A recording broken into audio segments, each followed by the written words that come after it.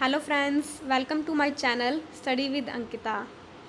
India ने एक बहुत ही इम्पोर्टेंट डिप्लोमेटिक मैसेज सेंड किया है पाकिस्तान को। अपना हाई कमीशन का स्टाफ रिड्यूस कर दिया है 50% तक। तो चलिए जानते हैं। इस वीडियो को आगे बढ़ने से पहले मैं आपको एम्बेसी और हाई कमीशन में डिफरेंस क्लियर कर देती हूँ। आप राजदूत तो समझती होंगे, यानी कि जो डिप्लोमेट्स होते हैं। एक कंट्री अपने डिप्लोमेट्स दूसरी कंट्री में भेजती है ताकि उस कंट्री में जो उसके सिटीजन्स रह रहे हैं, अगर उन्हें कोई भी दिक्कत हो, यानी कि कोई भी प्रॉब्लम हो, तो वो उस राजदूत से अपने राजदूत से संपर्क कर सकते हैं।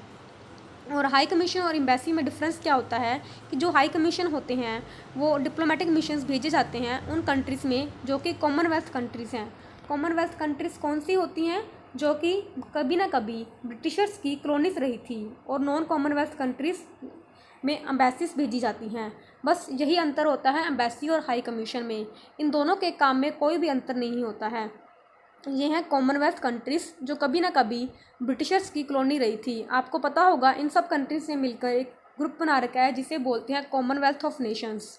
और यही कंट्रीज सारी मिलकर कॉमनवेल्थ गेम्स भी खेलती हैं। आगे बात करते हैं। इंडिया ने मंडे को अनाउंस किया कि वो अपना जो स्टाफ है उसे 50% तक रिड्यूस कर देगी पाकिस्तान में। और जो पाकिस्तान का स्टाफ है इंडिया में उसे भी 50% तक रिड्यूस कर दिया जाएगा। क्योंकि इंडिया का कहना है कि जो पाकिस्तान के डिप्लोमेट्स हैं वो काफ़ी तरह से जासूसी की एक्टिविटी में इन्वॉल्व पाए गए हैं। और जो हमारे इंडियन डिप्लोमेट्स हैं उनके साथ हरासमेंट हो रहा है इस्लामाबाद में। आपको पता ही होगा कि पिछले दिनों न्यूज़ आई थी कि हमारे 2 इंडियन हाई कमीशन ऑफिशियल्स को अरेस्ट कर लिया गया था सुबह में। बट जब दिल्ली ने काफ़ी प्रोटेस्ट जताया तब उन्हें छोड़ा गया। और फिर पता चला कि उन दोनों के साथ काफ़ी बुरा व्यवहार किया गया है और उन्हें काफ़ी टॉर्चर और मारा भी गया है। इसीलिए इंडिया ने ये डिसीज़न लिया है। इंडिया ने कहा है, एक्सटर्नल अफेयर मिनिस्ट्री ने कहा कि ये जो 50% रिडक्शन है हाई कमीशन स्टाफ में दोनों कंट्रीज़ की, ये 7 दिनों के अंदर अंदर इम्प्लीमेंट कर दी जाएगी। आइए जानते हैं उस ट्रीटी के बारे में जिससे कि डिप्लोमेट्स को अच्छी तरह से अपना काम कर सकते हैं। ये ट्रीटी थी Vienna convention on diplomatic relations. Vienna आपको पता होगा कि ऑस्ट्रिया की कैपिटल है। वियना कन्वेंशन आई थी 1961 में। ये एक तरह से कन्वेंशन है जहाँ की जो डिप्लोमेट्स हैं उनके लिए बना हुआ है ये, ताकि जो डिप्लोमेट्स हैं वो अपना काम सही ढंग से कर सकें और बिना किसी डर के, और ताकि उन्हें कोई परेशानी का सामना ना करना पड़े दूसरी कंट्री में। एक तरह का ये लीगल बेसिस है, यानी कि डिप्लोमेटिक इम्यूनिटी के लिए उन्हें बचाता है उस होस्ट कंट्री में। 2018 अक्टूबर तक सारी कंट्रीज़ ने इसको रेक्टिफाई कर लिया गया है। 192 कंट्रीज़ ने इसे रेटिफाई कर लिया है, सिर्फ साउथ सुडान को छोड़कर। आगे बात करते हैं। इस ट्रीटी का सबसे इम्पोर्टेंट आर्टिकल 22 डिप्लोमेटिक रिलेशंस जो होते हैं, डिप्लोमेट्स होते हैं, उनको बचाता है। आपको बता दूं, फॉर एग्जांपल अगर इंडिया का जो डिप्लोमेट है पाकिस्तान में, यानी कि उसकी जो हाई कमीशन की एक बिल्डिंग बनी होती है पाकिस्तान में, वो एक तरह से इंडिया का ज़मीन का टुकड़ा ही माना जाएगा। यानी कि जो वहाँ पे जो कानून लागू होंगे वो इंडिया के ही कानून लागू होंगे।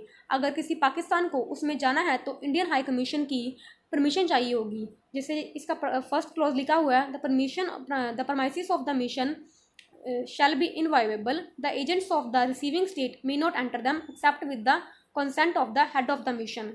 इसका मतलब यही है कि वो बिना परमिशन के एंटर नहीं कर सकते। इस ट्रीटी में ये भी लिखा है कि जो भी डिप्लोमेट्स हैं और उनके साथ जो स्टाफ हैं और स्टाफ के भी साथ में रिलेटिव्स होते हैं, उन्हें भी वियना कन्वेंशन के तहत इम्यूनिटी प्रोवाइड होगी। यानी कि उन पर भी कोई भी इस तरीके से उन्हें अरेस्ट नहीं कर सकता। जो पाकिस्तान ने 2 इंडियन ऑफिशियल अरेस्ट किए थे, पाकिस्तान ने उन पर फेक करेंसी होने का आरोप लगाया था। पर फिर भी ये वियना कन्वेंशन ट्रीटी का उल्लंघन है। क्योंकि अगर हम पुराने टाइम की बात भी करें तो जब राजा महाराजाओं का टाइम था तब भी अगर 2 एम्पायर के बीच में जितनी भी दुश्मनी हो, वो एक दूसरे के राजदूत को कभी भी नहीं मारते थे, क्योंकि राजदूतों को मारना कायरता की निशानी समझी जाती थी। इसीलिए आज भी अगर 2 देशों के बीच में लड़ाई हो जाए तब भी वो एक दूसरे के डिप्लोमेट्स को सुरक्षित अपने देश में वापस भेज देते हैं। आगे अगर हम बात करें इंडिया के इस स्टेप की, तो ये स्टेप काफ़ी हद तक ठीक भी है, क्योंकि पाकिस्तान के साथ हमारे जो रिलेशंस हैं वो बहुत ही ख़राब चल रहे हैं। पाकिस्तान ने हमारे साथ ट्रेड सस्पेंड कर रखा है और पाकिस्तान काफ़ी हद तक यूएन में हमारे खिलाफ़ बोल रहा है। अब देखना ये होगा कि क्या हमारा इंडिया इस मुद्दे को यूएन में उठाएगा कि पाकिस्तान ने वियना कन्वेंशन की ट्रीटी का उल्लंघन किया है। तो आज की वीडियो के लिए बस इतना ही। अगर आपको वीडियो मेरी पसंद आए तो प्लीज़ लाइक करिए and subscribe to my channel. अगर आपको इस वीडियो की पीडीएफ चाहिए तो please this is my Telegram link, you can join me here. Thank you.